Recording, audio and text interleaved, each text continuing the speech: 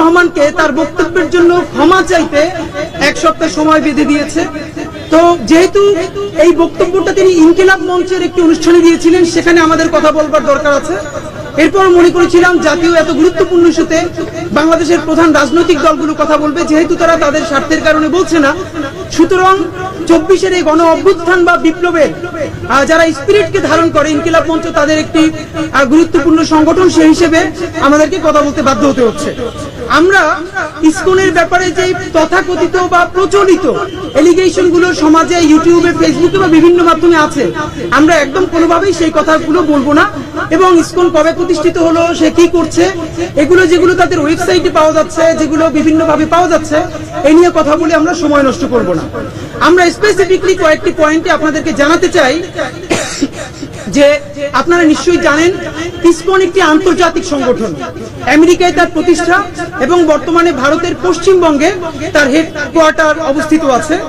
তো আপনাদেরকে শুধু কয়েকটি কথা মনে করিয়ে দিতে চাই, বাংলাদেশে এমন একটি ন্যারেটিভ নির্মাণের চেষ্টা চলছে, ইসকনের বিরুদ্ধে কথা বললেই যেন বাংলাদেশের আপামর হিন্দু জনসাধারণের বিরুদ্ধে কথা বলা হয়, এমন একটি ন্যারেটিভ প্রতিষ্ঠা করার চেষ্টা চলছে।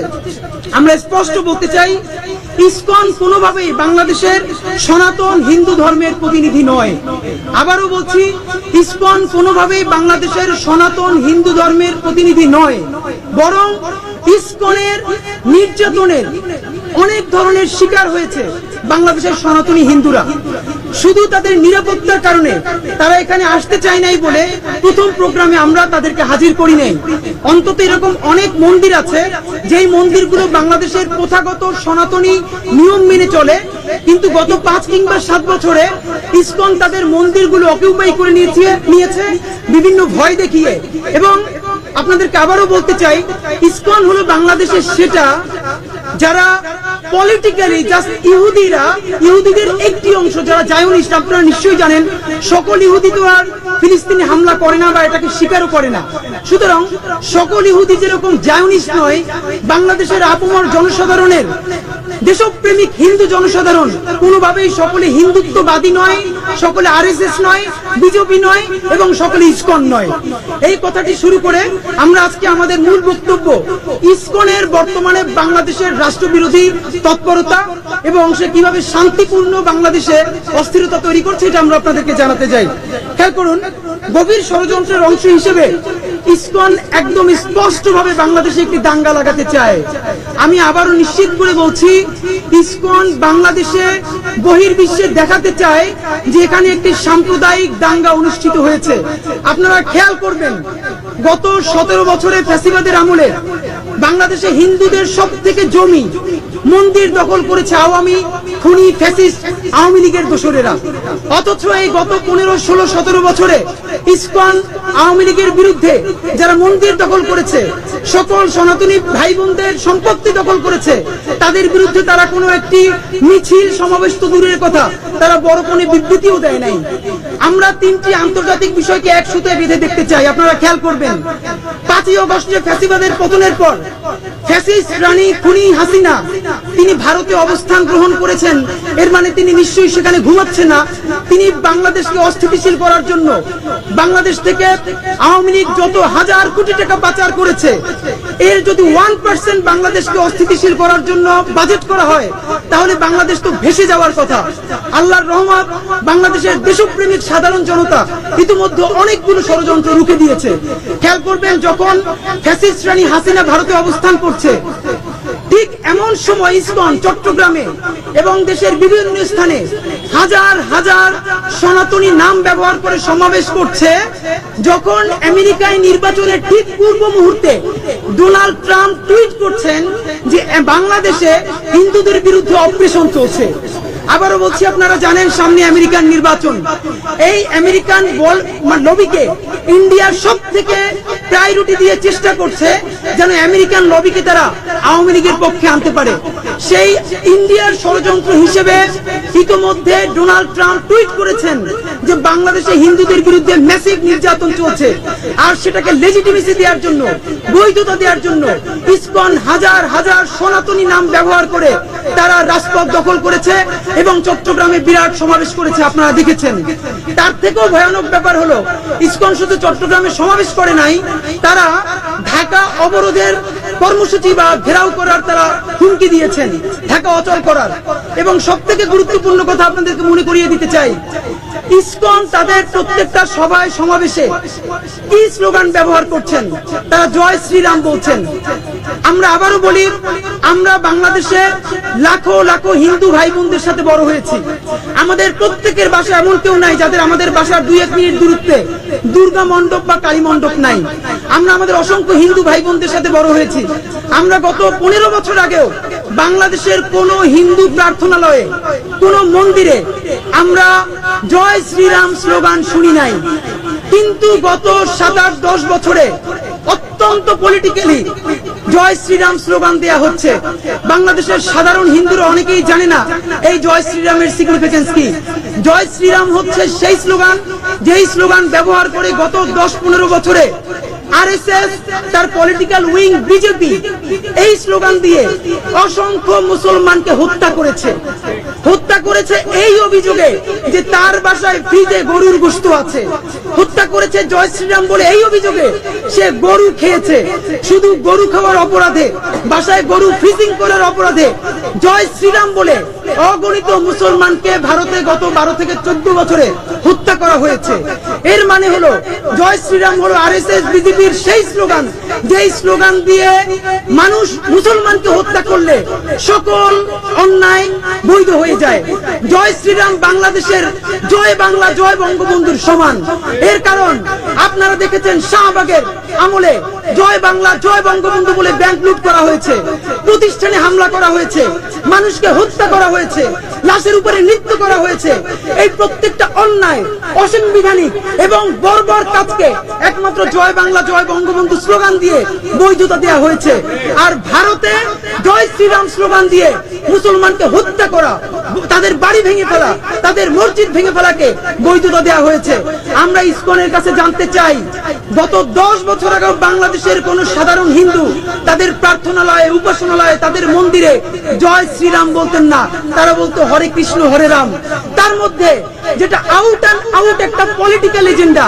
আমি আবার নিশ্চিত করে বলছি, এই ইসকন হলো আরএসএস বিজেপি এর অখণ্ড ভারতের যেগুলো সফট পাওয়ার তারা তৈরি করেছে। এর মধ্যে আগে একটি ছিল বিদ্যানন্দ, আপনারা নিশ্চয়ই জানেন। সেই বিদ্যানন্দকে বাংলাদেশের মানুষ তাকে রুখে দিয়েছে। তেমনি ভাবে তারা ধর্মের লেবাসে, ধর্মের আবরণে তারা ইসকন তৈরি করেছে। আমি শুধু কয়েকটি, আমি আমার হাতে গুরুত্বপূর্ণ কিছু ডকুমেন্ট নিয়ে এসেছি এই জন্য যে ইসকনের বিরুদ্ধে যে এলিগেশন গুলো প্রচলিত আছে এই নিয়ে আমি আর কোনো এখন কথা বলবো না। আমি শুধু বলতে চাইবো এবং সরকারের কাছে কয়েকটি প্রশ্ন রাখতে চাইবো যে ইসকন যেহেতু মাহমুদুর রহমানকে বলেছে সে যদি ক্ষমা না চায় তাহলে তারা আইনি পদক্ষেপ নেবে। সুতরাং ইসকনের দেখানো পথেই আমরা কিছু আইনি প্রশ্ন তুলতে চাই। প্রথমত, আপনারা জানেন কিছুদিন আগে দেখেছেন চট্টগ্রামে বাংলাদেশের জাতীয় পতাকার উপরে গেরুয়া পতাকা প্রতিস্থাপন করা হয়েছে এবং আইন শৃঙ্খলা বাহিনী তাদেরকে ধরেছে। পরবর্তীতে দেখা গেছে তারা ইসকনের সাথে জড়িত। আমাদের পাশের ক্যাম্পাস বুয়েটে শহীদ আবরার ফাহাদকে সারা রাত পিটিয়ে যখন হত্যা করা হয়েছে, দেখা গেছে তার অন্যতম খুনি অমিত শাহতে সে ইসকনের সদস্য। এখন যদি ইসকন দাবি করে যে তারা আমাদেরকে সদস্য নয়, তাহলেও আমাদের কোনো সমস্যা নেই। আপনারা জানেন বাংলাদেশে কিছুদিন আগে কালো পতাকা নিয়ে একটি পলিটিক্স করার চেষ্টা করা হয়েছে। আমরা বলেছি বাংলাদেশে পতাকা মানে শুধু লাল আর সবুজ, লাল সবুজের বাইরে কালো পতাকাকে আমরা রুখে দিয়েছি। সুতরাং গেরুয়া পতাকাকে আমরা রুখে দিব ইনশাআল্লাহ। লাল সবুজের বাইরে বাংলাদেশের যে পতাকা নিয়ে রাজনীতি করতে চাইবে আপমর ছাত্র জনতা তাদেরকে রুখে দেবে ইনশাআল্লাহ। আপনাদেরকে আমি মনে করিয়ে দিতে চাই, আপনারা জানেন যেহেতু ইসকনের প্রতিষ্ঠা আমেরিকায়, তার হেডকোয়ার্টার ভারতে, এবং আপনি ইসকনের ওয়েবসাইটে ঢুকলে দেখবেন এটি একটি ইন্টারন্যাশনাল অর্গানাইজেশন। সারা বিশ্বের বহু দেশে তাদের টেম্পল আছে। তাহলে আন্তর্জাতিক সংগঠন হিসেবে বাংলাদেশে যে ইসকন গত 5, 7, 10, 15 বছরে কাজ করছে, তাদের এত এত বড় বড় মন্দির, তাদের অর্থনৈতিক কর্মকাণ্ড, আমাদের প্রথম প্রশ্ন, ইসকনের এত টাকার উৎস কোথায়? ইসকন কিভাবে? আপনারা জানেন তারা একদিকে মানুষকে শিখায় নিরামিষ খাওয়ার, তারা মাংস খায় না, অথচ অন্যদিকে তারা কোটি কোটি টাকা বাজেট করছে তাদের এই মন্দিরে তাদের প্রচারণা বা বিভিন্ন কাজ করবার জন্য। যদি প্রশ্ন হয় শুধু ধর্ম প্রচারের জন্য এটা করা হয়, তাহলে আমাদের কোনো আপত্তি নাই, কিন্তু আপনাদের কাছে আমরা জানাতে চাই, আমার হাতে এই মুহূর্তে বাংলাদেশের এই গেজেট, যেটি 2016 সনে অক্টোবরের 13 তারিখ জাতীয় সংসদে আইন আকারে পাশ হয়েছে। বিলটার নাম হচ্ছে ফরেন ডোনেশনস রেগুলেশন অর্ডিন্যান্স। আমি আবার বলছি, বাংলাদেশ সংসদের সর্বশেষ সংশোধিত আইন, বাংলাদেশ গেজেটে যেটি রয়েছে সেই আইনের পুরো লিপিটা আমার কাছে রয়েছে। এটির নাম হচ্ছে ফরেন ডোনেশনস রেগুলেশন অর্ডিন্যান্স। এই আইনের ধারা মোতাবেক আপনারা জানেন, আইনের 2 নম্বর ধারার 5 নম্বর পয়েন্টে আছে বৈদেশিক অনুদান। এখানে যেটা বড় করে বলা আছে, আমি সংক্ষেপে শুধু বলছি, কোন আন্তর্জাতিক সংগঠন যদি এই বাংলাদেশে কাজ করে, আপনি তো এটা তো নিশ্চিত যে বাংলাদেশে ইসকন একটি এনজিও, এর মানে সে একটি ইন্টারন্যাশনাল এনজিও এবং সেই হিসেবে এখানে লাইসেন্স প্রাপ্ত হওয়ার কথা। সুতরাং সে কি কি করতে পারবে? সে করতে পারবে সাংস্কৃতিক কর্মকাণ্ড করতে পারবে, অন্যান্য বাংলাদেশের যে সকল ভালো কাজ এগুলো করতে পারবে। কোন এনজিও কোন পলিটিক্যাল অ্যাক্টিভিটিস করতে পারবে না। বাংলাদেশের আইন শৃঙ্খলা বিরোধী, সংবিধান বিরোধী, মূল্যবোধ বিরোধী কোন কর্মকাণ্ড করতে পারবে না। আমি স্পষ্ট বলছি, এইখানে উল্লেখ আছে সংসদের সর্বশেষ আইনে, বাংলাদেশের প্রচলিত আইনের অধীনে নিবন্ধিত অরাজনৈতিক, অলাভজনক, স্বেচ্ছাসেবী সংগঠন, প্রতিষ্ঠান ও সংস্থা এইগুলোর মধ্যে অন্তর্ভুক্ত হবে। তাহলে প্রথম কথা হলো, এই মানে ইসকন অবশ্যই একটি অরাজনৈতিক সংগঠন বাংলাদেশের আইন অনুসারে, কিন্তু সে যখন কাজ করছে সকল কাজ তো তার রাজনৈতিক। কারণ সে বিজেপি আরএসএস এর জয় শ্রীরাম স্লোগানকে বাংলাদেশে ইম্পোর্ট করেছে। এটি তো আউট এন্ড আউট একটা রাজনৈতিক স্লোগান। তাহলে সে ধর্মের লেবাসে কিভাবে আরএসএস এর স্লোগানকে পলিটিক্যালি বাংলাদেশে ইম্পোর্ট করেছে, আমরা এটা জানতে চাই। নাম্বার 2, সে পলিটিক্যাল অর্গানাইজেশন নাকি ধর্মীয় সংগঠন, এটা আজকের মধ্যে তাকে ক্লিয়ার করতে হবে। কারণ আপনারা জানেন, কোন পলিটিক্যাল অর্গানাইজেশন ছাড়া ঢাকা অবরোধ করার কেউ হুমকি দিতে পারে না।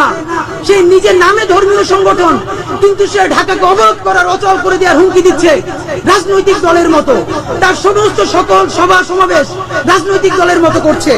আমরা আপনাদেরকে এর থেকেও গুরুত্বপূর্ণ যে পয়েন্টটা বলতে চাই, তার অর্থনৈতিক উৎস নিয়ে খেয়াল করুন। 9 নম্বর ধারায় উল্লেখ আছে বৈদেশিক অনুদানের হিসাব সংরক্ষণ। এর মানে ইসকন যেহেতু একটি আন্তর্জাতিক সংগঠন, তাকে তাহলে অবশ্যই বিদেশ থেকে তার কাছে অনেক ডোনেশন আসে। আসে কি আসে না, ইসকন স্বীকার করে কি করে না, সেটার প্রমাণ আমাদের কাছে আছে, একটু পরে দেখাবো। তার আগে আমরা জানতে চাই, ইসকন গত 10 বছরে প্রতি বছর তার কত টাকা আয়, প্রতিটা মন্দিরে বা তাদের কার্যক্রমে কত টাকা ব্যয়, এখন পর্যন্ত কি বাংলাদেশ সরকার, গত ফ্যাসিস্ট সরকার সেটার অডিট করেছে? ইসকন হয়তো নিজে বলতে পারে। আশা করি দর্শক আপনারা সবাই বুঝতে পেরেছেন। আর আমার সংখ্যালঘু হিন্দু ভাই বোনেরাও এটা বুঝতে পেরেছে যে ইসকন এবং হিন্দু কিংবা ধর্ম এক জিনিস নয়। এটা সম্পূর্ণরূপে ভারতের একটা উস্কানি ছাড়া স্বৈরাচার সরকার হাসিনার উস্কানি ব্যতীত আর কিছুই হতে পারে না।